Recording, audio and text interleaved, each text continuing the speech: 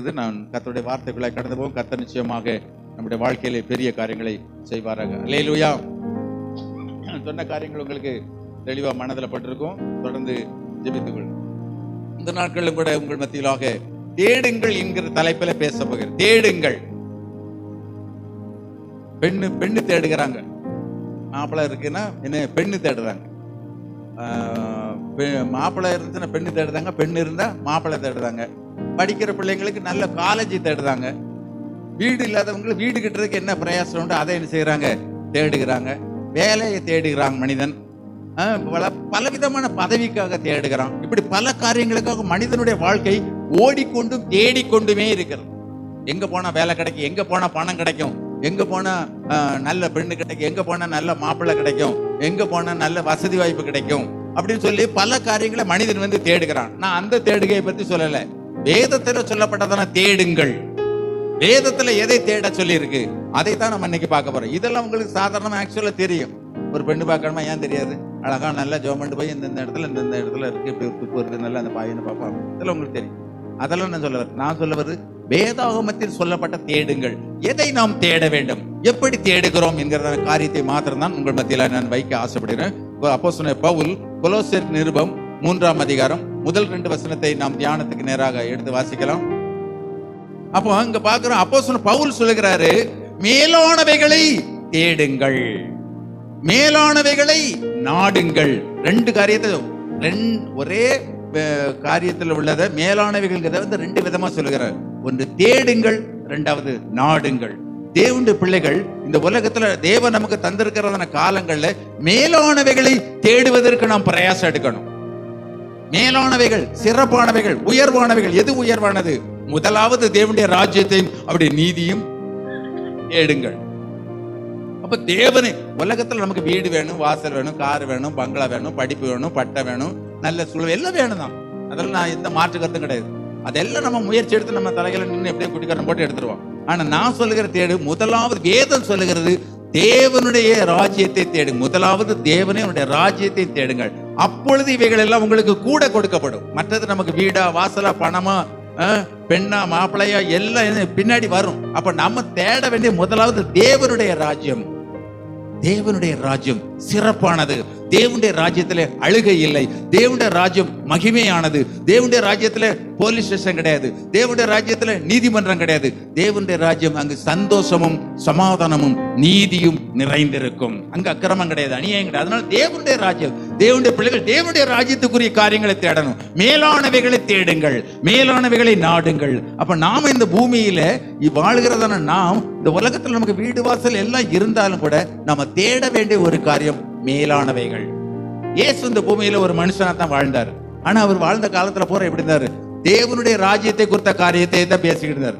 தேவராஜ்யம் கட்டப்படணும், அதுக்கு என்ன செய்யணும்? பாவத்தை விட்டு விலகணும், சமாதானத்துக்கு வழிகளை தெரிந்து கொள்ளணும், அக்கிரமம் செய்யக்கூடாது, அநியாயம் செய்யக்கூடாது, நியாயம் செய்யணும். இந்த காரியங்களை குறித்து தெளிவாய் பகுத்து போதித்து கொண்டிருந்தார். ஒழிய நீங்க வீடு இப்படி கட்டுங்க, வாசல் இப்படி கட்டுங்க, வேலைக்கு இப்படி பொண்ணு இப்படி தேடுங்க, அதெல்லாம் பத்தி ஆண்டவர் பேசல. 4 காஸ்பலையும் நீங்க எடுத்து பாத்தீங்கன்னா தெரியும். இயேசு கிறிஸ்துவனுடைய முழு போக்கஸ், அவர் முழு பூரம் தேவனுடைய ராஜ்யம், கிங்டம் ஆஃப் காட், தேவனுடைய ராஜ்யத்தை குறித்து தெளிவாய் பேசிக் கொண்டிருக்கிறார். அப்ப தேவன் அவர் இந்த பூமியில வாழ்ந்த பொழுது தேவனுடைய ராஜ்யத்துக்காக வாழ்ந்தபடினால, தேவனுடைய ராஜ்யத்தை குறித்து பேசினதுனால, தேவனுடைய ராஜ்யத்தை குறித்து கற்றுக் கொடுத்ததுனால ஆண்டவர் இயேசு எங்கே இருந்தார் பார்க்கலாம். மார்க் எழுதின சுவிசேஷம் 16ஆம் அதிகாரம் 19ஆம் வசனத்தை வாசிக்கலாம். இயேசு இந்த பூமியிலே நமக்காக பாடுபட்டு சிலுவையிலே மரித்து உயிர்த்தெழுந்த போது அவர் இருந்த அவருக்கு கொடுக்கப்பட்ட ஸ்தானம் எங்க? தேவனுடைய வலது பாரிசம். வலதுங்கிறது ரொம்ப முக்கியமானது, சிறப்பானது. வலது கையை ஒரு பொருளை கொடுக்கணும் அப்படின்னாலும் அந்த கொடுக்கும் போது எது செய்யணும்? வலது கையால தான் கொடுக்கணுமாங்க. யாராவது இடது கையில கொடுத்தா என்ன சொல்லுவாங்க? இடது கையில கொடுத்தா என்ன பாஸ்டர் கீசர், எந்த கையில இருந்து கொடுக்கணும் கூட தெரியல அப்படின்னு சொல்லுவீங்களே. சொல்ல மாட்டேன். நானே கொடுக்கணும்னு வச்சுக்கணும், நானே இடது கைட்டு கொடுக்க, என்ன பாஸ்டர் இவருக்கு எந்த கையில கொடுக்கணும் கூட தெரியல. வலது கை ரொம்ப முக்கியம். இயேசு வலது பாரிசத்தில் வீற்றிருந்தார். தேவனுடைய வலது காரணம், தேவனுடைய ராஜ்யத்தை குறித்து அவர் தேடி தேவனுடைய ராஜ்யத்தை குறித்து போதித்ததுனால அவர் தேவனுடைய வலது பாரிசத்தில் இருந்தார். லூக்கா 22:69 வசனத்தை வாசிக்கலாம். லூக்கா 22:69. இயேசு கிறிஸ்து தம்மை காட்டி கொடுக்கும் முன்பதாக இது முதல் அவர் தேவனுடைய வலது அவரே அவரை குறித்தான ஒரு வெளிப்பாடு, சரியான ஒரு ரெவல்யூஷன். அடுத்த நீங்க பார்க்கலாம் அப்போஸ்தலர் நடவடிக்கைகள் புத்தகம் 5ஆம் அதிகாரம் 31ஆம் வசனத்தை வாசிக்கலாம். உயர்த்தினார், தேவன் இயேசுவை இரட்சகராக உயர்த்தினார். அப்ப காரணம் என்ன அப்படின்னா, தேவனுடைய ராஜ்யத்தை குறித்து மட்டும்தான் அவர் பேசுறார். தேவனுடைய ராஜ்யத்தை குறித்தான காரியங்களே வெளிப்படுத்துகிறார். வசனத்துல இப்படி இருக்கணும், அப்படி இருக்கணும், அதை செய்யணும், இதை செய்யணும், இதை செய்யக்கூடாது, அதை செய்யக்கூடாதுன்னு எல்லாமே அவர் போதிக்கிறார். காரணம், நாம் இவ்வுலகத்துக்குரியவர்கள் அல்ல, இந்த உலகத்தினுடைய ராஜ்யத்துக்குரியவர்கள் அல்ல. இந்த உலகத்தினுடைய ராஜ்யத்துக்காக போட்டி போட்டுதாங்க 5 வருஷம் ஆட்சி செய்யறதுக்கு அவன் எல்லாத்தையும் பார்த்து கும்பிடுவான். அதுக்கப்புறம் சட்டப்பட்டவங்களையும் கும்பிடுவான், சட்ட போடாதவங்களையும் கும்பிடுவான், படிச்சவனையும் கும்பிடுவான், படிக்காதவன் எல்லாத்தையும் கும்பிடுவான். அதுக்கப்புறம் தேடி போட்டு நம்மளை கண்டுக்கிடவே மாட்டான். 5 வருஷம் ஆளுது, 5 வருஷம் ராஜ்யம் பண்ணதுக்கு அந்த பாடு குட்டிக்காரன் போட்டு வரான். ஆனா தேவனுடைய ராஜ்யம், மகிமையான ராஜ்யம், சிறப்பான ராஜ்யத்துக்கு போகணும் அப்படின்னா அங்க தேவன் விரும்புகிறதானே, எதிர்பார்க்கிறதான மேலானவைகளை தேடுங்கள். அதை தேடிக்கிட்டே இருக்கணும். ஒரு பொருள் தொலைஞ்சு போச்சுன்னு என்ன செய்யும்? தேடி கண்டுபிடிக்கும். ஒரு செயின் காணாம போச்சு, அதை போனா போயிட்டு போகுது அப்படி யாரும் இருப்பீங்களா? உங்கள்கிட்ட நிறைய ஒரு 50 பவுன் நகை இருக்குன்னு வச்சுக்கோங்க. 50 பவுன் இருக்கு. ஆனா 50 பவுன்ல வந்து ஒரு 2 பவுன்ல ஒரு சின்ன செயின், சின்ன பிள்ளைகள் போடுற செயின், ஒரு செயின் வந்து மிஸ் ஆயிடும். அப்ப நீங்க போனா 2 பவுன் தானே போனா போயிட்டு அப்படின்னா இருப்போம். பீரோல பூரா தலைகீழ கமத்தி, சேலையெல்லாம் குலுக்கி, அப்ப சட்டையெல்லாம் குலுக்கி, அதுக்கு கீழே பேப்பர் அதுல எதுவும் கிடக்கான்னு பார்த்து எங்கெல்லாமோ தடவி எடுத்து தேடி கண்டுபிடிப்போம். அது அவ்வளவு முக்கியமானது. 2 பவுன் தேடுறது லேசான காரியம் கிடையாது, அது முக்கியமானது. அப்போ உலக பிரகாரமான ஒரு காரியங்களை தேடுவதற்கு நாம என்ன முக்கியத்துவப்படுத்தணும். அதே மாதிரி தான் அதை காட்டிலும் விலையேறப்பட்ட தேவனுடைய ராஜ்யம், தெய்வீகமான ஆராதனை, தேவனுடைய பிரசன்னம், தேவனுடைய வார்த்தை, தேவனை ஆராதிக்கிற ஆராதனை, பாடல்கள், துதிகள், வேத வாசிப்பு, இதெல்லாம் முக்கியமானது. தேவனுடைய ராஜ்யத்துக்கு இதெல்லாம் இருந்தா தான் போக முடியும். சும்மா அங்க மடம் கிடையாது, திறந்து உடனே எல்லாம் முழவர்னு போறதுக்கு. தேவனுடைய ராஜ்யம்னா அதுக்கு சில குவாலிபிகேஷன் இருக்கு. அதுக்கு இப்படி எல்லாம் இருக்கணும், மனம் திரும்பணும், ரட்சிக்கப்படணும், தேவனுடைய பிள்ளைய மாறணும், ஞானஸ்தானம் எடுக்கணும், கர்த்தருடைய பந்தியில பங்கெடுக்கணும், ஆண்டுடைய வார்த்தை கீழ்ப்படிந்து தேவனுடைய வார்த்தையின் பிரகாரம் வாழுகிற ஜனமாய் இருக்கணும். இதெல்லாம் இருந்தா தான் அங்க போக முடியும். ஒண்ணுமே இல்லை, நான் கிறிஸ்தவன் தான், அதனால நான் உள்ள வந்து அதெல்லாம் ஒண்ணு அங்க விட மாட்டார். நான் இத்தனை வருஷம் கிறிஸ்டின், நான் ஆபிரகாம் என் பேரு, ஆனால் நான் ஒயின் ஷாப்பு கிளீனா போறேன், இப்படி வராண்டர் உள்ள ஓலரும் வெட்டி மிதிச்சு தெளிவார். காரணம், தேவனுடைய ராஜ்யத்துக்கு போகணும் அப்படின்னா அதுக்கு சில குவாலிபிகேஷன் இருக்கு. உலக பிரகாரமான ஒரு வேலைக்கு போனாலே அதுக்கு சில குவாலிபிகேஷன் இருக்கு. உலக பிரகாரமான ஒரு வேலைக்கு, ஒரு போலீஸ் வேலைக்கு போனால் அதுக்கு இவ்வளவு ஹைட்டு, இவ்வளவு weight, long jump, high jump, அந்த ஜம்ப், இந்த ஜம்ப் எல்லாம் பண்ணி ரன்னிங் எல்லாம் எடுத்து ரிட்டர்ன் எல்லாம் முடிச்சா தான் மேலே போக முடியும். உலக பிரகாரமான ஒரு காரியத்துக்குள்ள நுழையதுக்கு எவ்வளவு அப்படின்னா, பரலோக ராஜ்யத்துக்கு போனா அதான் ஒட்டகமானது ஊசியின் காதுக்குள்ள நுழையிறது போல அவ்வளவு கடினமான காரியம். ஆராதனை ரொம்ப முக்கியம், அதை மிஸ் பண்ணவே கூடாது, அதை விடவே கூடாது. எவ்வளவு கஷ்டம், லொக்குன்னு இருமுனாஞ்சதான் நான் தேவனுடைய ஆலயத்துல போய் உட்கார்ந்து கொண்டு இருப்பேன். எனக்கெல்லாம் இருக்கவே முடியல, ரொம்ப கஷ்டம், உடம்புல சரீரத்துல ரொம்ப பலவீனம்.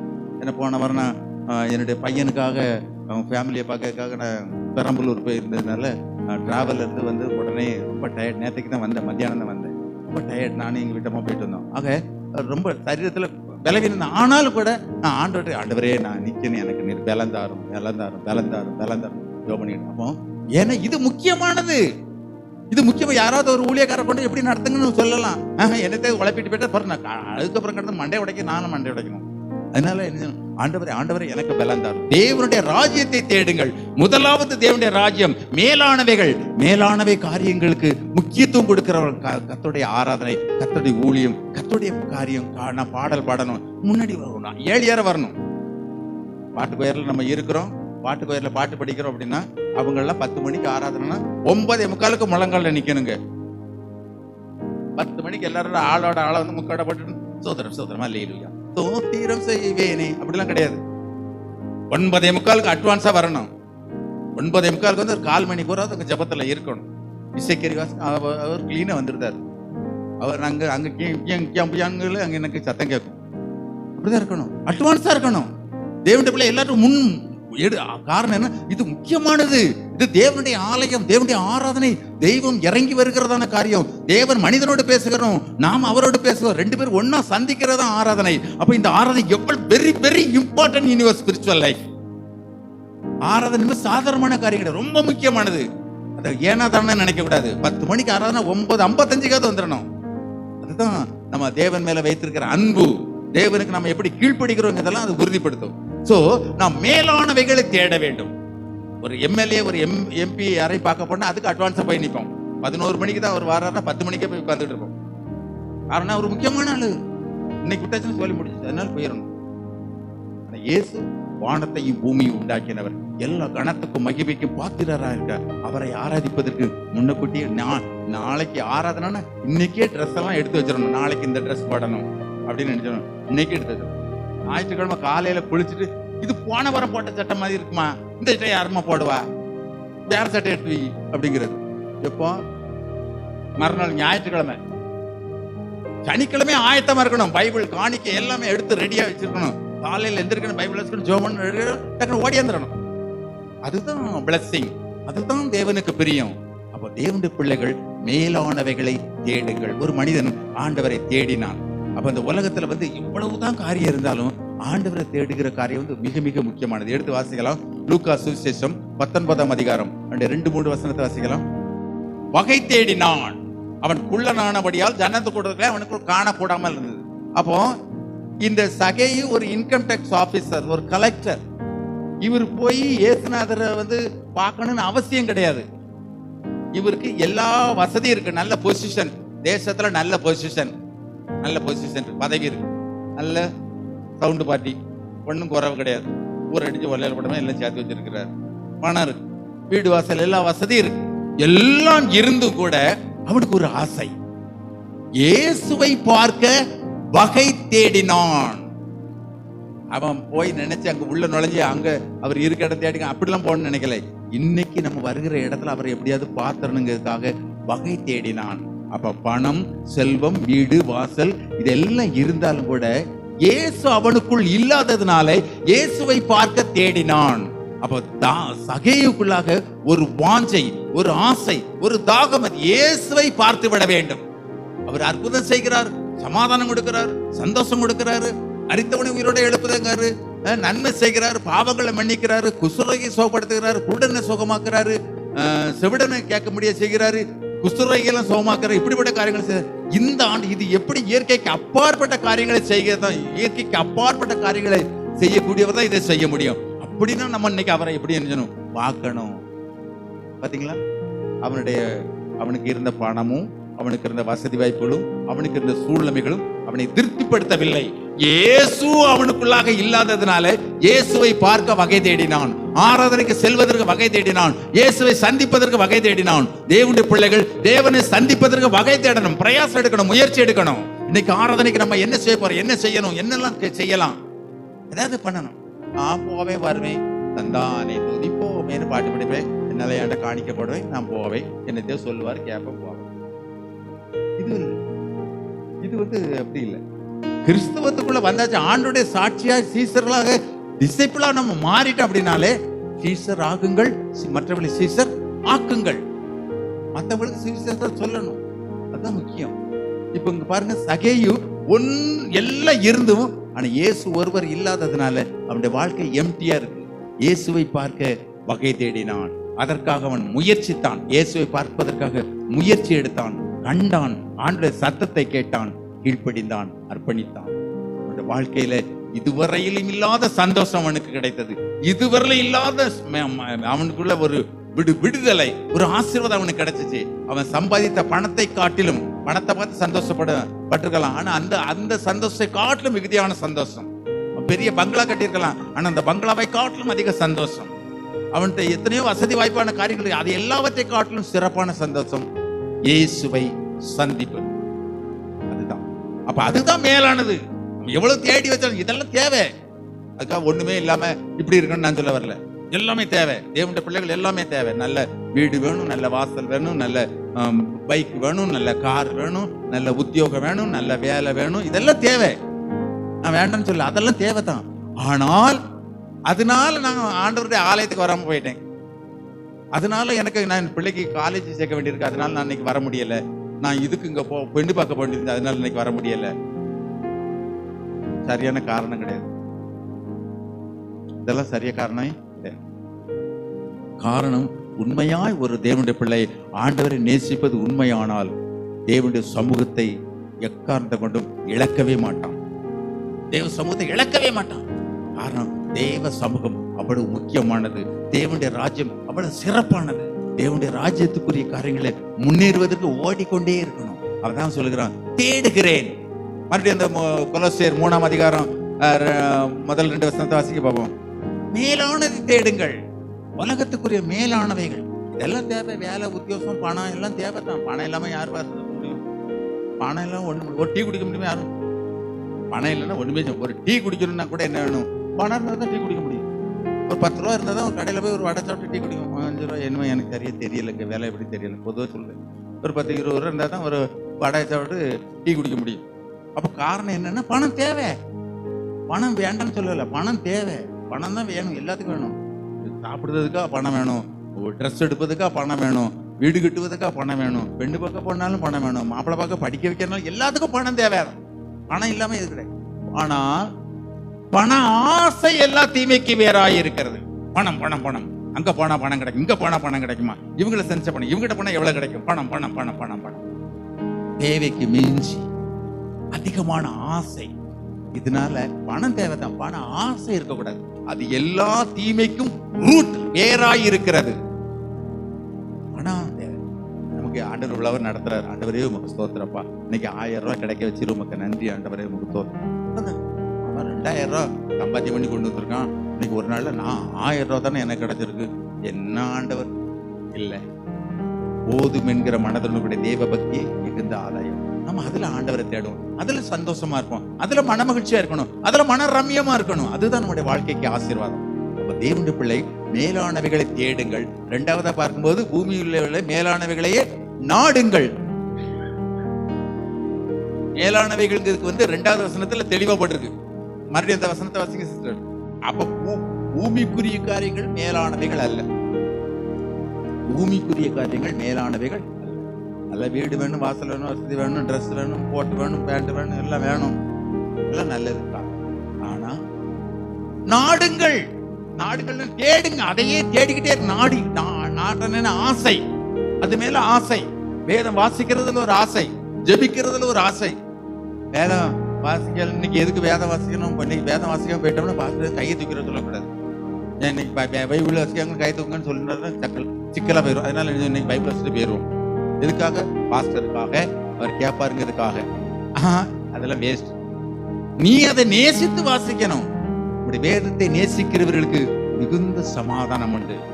வேதத்தை ஆசையோடு வாசிக்கணும், முழங்கால நின்று வாசிக்கணும். எனக்கு முழங்கால நின்று வேதம் வாசிக்கதான் ரொம்ப பிடிக்கும், சந்தோஷமா இருக்கும். ஏன் அப்படின்னா அது அவ்வளவு இனிமையானது, அவ்வளவு சந்தோஷமான, அவ்வளவு ஒரு பிரசன்னத்தை கொடுக்கும்.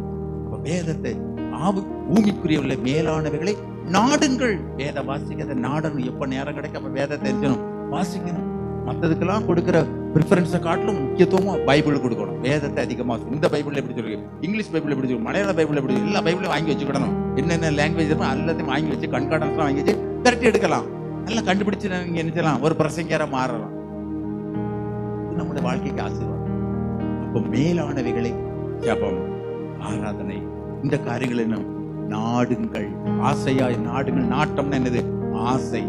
ஆண்டவருடைய காரியத்தின் மேல, ஆண்டவருடைய ஊழியங்களின் மேல நம்ம இப்படி நாட்டமுடையவர்களா இருக்கணும். ஆண்டவரே எனக்கு அப்ப நாட்டமே இல்லை பார்த்து என்ன செய்ய? ஜபம் பண்ணக்கே இஷ்டம் இல்லை, பைபிள் வாசிக்கிறதுக்கு இஷ்டம். பைபிளை தூக்குனாலே அது நான் என்ன பண்றது? சிலர்கிட்ட கேட்டேன், பைபிளை தூக்குனாலே கஷ்டமா இருக்கு, சுத்தமா வருது.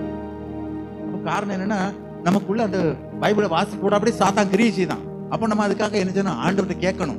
ஆண்டவர், தாகமாயிருக்கிறவர்களே இங்க எல்லாரின் இடத்தில் வாருங்கள், நான் உங்களுக்கு ஜீவ தண்ணீரை தருவேன் அப்படின்னாரு. பண்டிகையின் பிரதான நாளிலே யோவான் சுவிசேஷம் 6ஆம் அதிகாரத்துல. அப்ப பண்டிகையின் பிரதான நாளிலே இயேசு, தாகமாயிருக்கிறவர்களே, தாகம் இருக்கணும். தாகம் இருந்தா தான் ஆசீர்வாதம். என்ன ஞாயிற்றுக்கிழமை ஆராதனை போலன பிறகு கேட்பாரு, போன் பண்ணி கேட்பாரு, இல்லைன்னா நேராக வந்துருவாரு. ஏன் வரல சிஸ்டர், ஏன் வரல பிரதர், ஏன் வரல அப்படின்னு அவர் கேள்வி. இது எதுக்கு? பேசாம அங்கே போய் 2 மணி நேரம் உட்காந்துட்டு வந்துடும். எதுக்காக? பாஸ்டர் வந்துருவாருங்க அதுக்காக. அப்படி எல்லாம் இல்லை, அது தேவையில்லை. அப்படி இல்லை.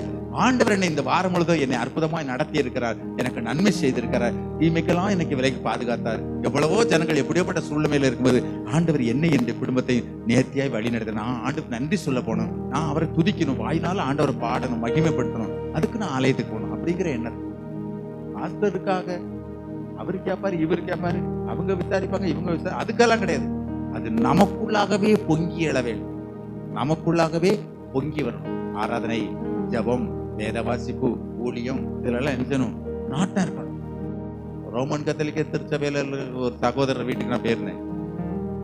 ரோமன் கத்தோலிக்க திருச்சபையில உள்ள ஒரு சகோதரர் வீட்டுக்கு, குடும்பத்துக்கு நான் போயிருந்தேன்.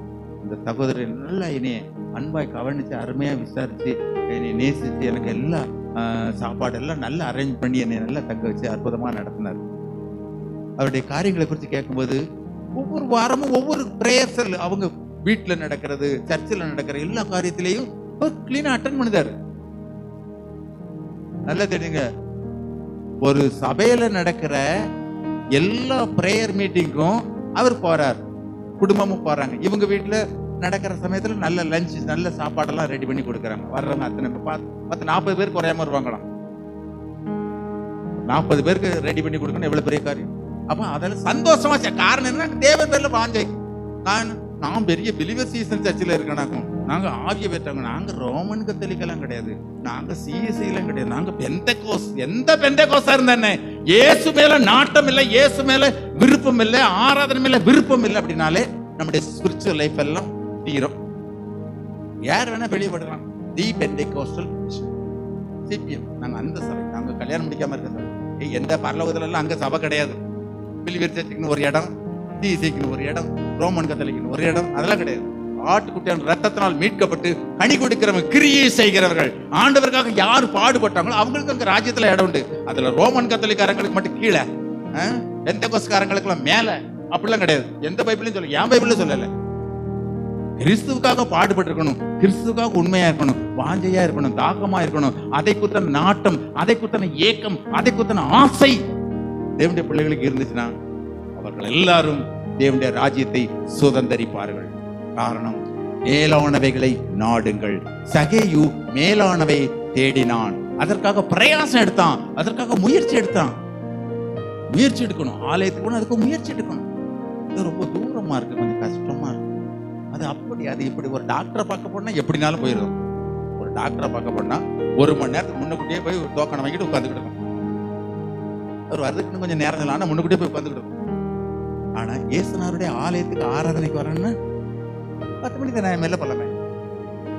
அதை பத்தி என்ன இருக்கு, என்ன கையெழுத்த போட போறோம்? வாஞ்சை, நாட்டம், தாகம், அவ்வளவுதான் இருக்கு. அதான் சொல்றேன், தேவனுடைய பிள்ளைகள் முதலாவது தேவனுடைய ராஜ்யத்தை, அப்படி நீதியும் தேடுங்கள்.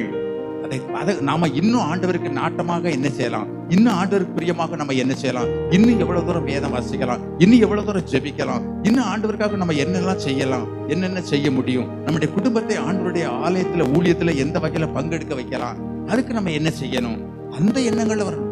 அதுதான் சரியான ஒரு ஸ்பிரிச்சுவல், நல்ல ஒரு ஆவிக்குரியத்தன். அதை விட்டு போட்டு 2 வாரம் ஆராதனை முடிச்சாச்சு, 2 மணி நேரம் கழிச்சு வீட்டுல போனேன்னு அப்புறம் பழைய குட்டிகள் அதை பாரு, இதை பாரு, ஆட்டை பாரு, மாட்டை பாரு, கோழியை பாரு, குஞ்ச பாரு, முட்டை எடு, அதை எடுத்துட்டே இருக்கு.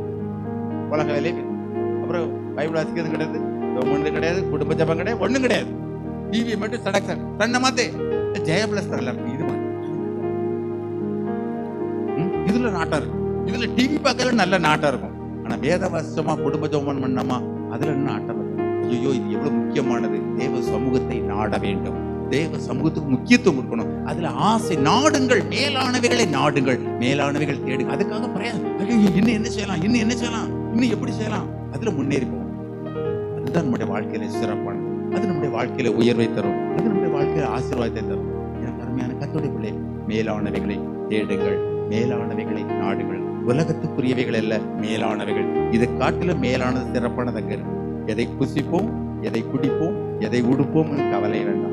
கர்த்தர் எல்லாவற்றையும் அதன் கால் நேர்த்தியா செய்வார், ஒன்றிலும் குறைவில்லாத எல்லாத்தையும் நேர்த்தியா நடத்துவார், ஜம்முன்னு நடத்துவார், திரும்பி ஜம்முன்னு நடத்துவார். நம்ம ஆண்டவரை சரியா தேடணும்னா நமக்கு ஒரு குறையும் வருது, எல்லாம் அருமையா அற்புதமா நடத்துவார். நினைச்சு பார்க்க முடியாது, எண்ணி பார்க்க முடியாத காரியத்தில் ஆண்டு செய்வார். ஆமா, வரேன் சென்னைக்கு பெரம்பலூர் போறதுக்கு டிக்கெட்டே பைய போட்டேன் 2 பேருக்கு எனக்கு எங்க வீட்டோம். கடைசியில் என் பேரன் வந்து நான் வந்தே தீருவேன், நான் ஜூடியை பார்க்க சொல்லி தொங்குதான் விட மாட்டேங்க, வந்துடணும் அப்படின்ட்டு 2 சட்டையும் தூக்கிட்டு வந்தாச்சு. அப்போ என் ட்ரெயினில் டிக்கெட்டு, அதுக்கப்புறம் போய் கேட்டால் அவன் பக்கம் மட்டும் முடியாது அப்படிங்க. அப்புறம் அதுக்கப்புறம் எங்கள் வீட்டை மாட்டு ஜவன் ஆண்டர் தருவார், நீங்கள் கொஞ்சம் கவலைப்படாங்க, கொஞ்சம் நேரம் ஜோம் பண்ணிட்டு அதுக்கப்புறம் பொறுமையாக போய் கேட்டு சார் எப்படியாவது சின்ன பையன் வேறு விட முடியாது, அதனால எங்கள் கூட நாங்கள் வச்சு அட்ஜஸ்ட் பண்ணுறோம்னு சொல்லி அதுக்கப்புறம் கேட்டு ஒரு டிக்கெட் போனோம். அது வரும்போது ஒரு டிக்கெட் தந்தாங்க, அற்புதமாக இருந்துச்சு. அது ஆண்டவர் செய்வார், ஆண்டவரால் முடியும், ஏன் முடியாது? தேடுங்க, அவரை தேடும். ஐயோ நம்ம இவரை பார்க்க அவரை பார்க்க யாரையும் பார்க்க இயேசுநாதர் தேடும். ஆண்டவரே நான் என்ன செய்யணும், எனக்கு உதவி செய்யும். ஆண்டவரே எனக்கு உதவி செய்யும். ஆண்டவரை தேடணும். ஒரு பிரச்சனையை ஆண்டவரை தேடணும், ஒரு பாரமா ஆண்டவரை தேடணும், ஒரு நடுக்கமா ஆண்டவரை தேடணும், ஒரு நஷ்டமா ஆண்டவரை தேடணும், ஒரு பலவீனமா ஆண்டவரை தேடணும். டாக்டர் போக வேண்டாம்னு சொல்ல, முதல்ல ஆண்டவரை தேடு, அதுக்கப்புறம் நீ போ. முதல்ல தேடிட்டு அதுக்கப்புறம் அதுல என்ன, அதனுடைய பிசிக்கலா என்னென்ன ரிப்போர்ட் அதை நீ தேடி கண்டுபிடிச்சு எடுக்க தப்பு கிடையாது. டாக்டர் போக கூடாதுன்னு நான் சொல்லல, போகலாம், தப்பு. ஆனா முதலாவது தேவனுடைய ராஜ்யம், தேவனுக்குரிய காரியங்களை முதலாவது பங்கெடுப்போம். கர்த்தர் நம்முடைய வாழ்க்கையில சிறப்பான காதப்படியா நாட்டம் இல்லை, அந்த தேடுதல் இல்லை அப்படின்னா ஆண்டவரே, ஆண்டவரே நான் பின்மாற்றத்துல இருக்கிறது போல இருக்கு, ஆண்டவரே எனக்கு உதவி செய்யுங்கப்பா, எனக்கு வேதம் வாசிக்க முடியல, என்னால ஜெபிக்க முடியல, ஆலயத்துக்கு ஆராதனைக்கு சரியான நேரத்துல உதவி செய்ய போக முடியல, எனக்கு உதவி செய்ய ஆண்டவரேன்னு சொல்லி ஜெபிக்கணும். ஆண்டவர் கேட்கணும், உதவி கேட்டோம்னா ஆண்டவர் உதவி செய்வார். ஒண்ணுமே கேட்காம பேசாமன்னா ஆண்டவர் பாட்டில போய்கிட்டே இருக்கணும், பாட்டில போய்கிட்டே இருக்கணும், பேசாம இருக்கணும். நம்ம ஆண்டவரத்துல தாழ்த்தி நம்ம கேட்கும்போது எல்லாவற்றையும் கர்த்தர் நமக்கு அனுகூலமாக்கி தருவார். ஆண்டவர் அப்படிப்பட்ட பெரிய காரியங்களை செய்வதற்கு வல்லமையுடையவராக, கீழானவைகள் இல்லை மேலான, பூமிக்குரியவர்கள் இல்லை மேலானவைகள், முதலாவது தேவனுடைய ராஜ்யத்தில் அவருடைய நீதியை தேடும்படியான வாக்கியத்தை ஆண்டு நம்ம கிருபையை தந்திருக்கிறார். அதற்கு நேரம் நம்ம அர்ப்பணிப்போம். கர்த்தருடைய வாழ்க்கையில பெரிய காரியங்கள் செய்வார். நம்ம எல்லாரும் ஜெபிக்கலாம்.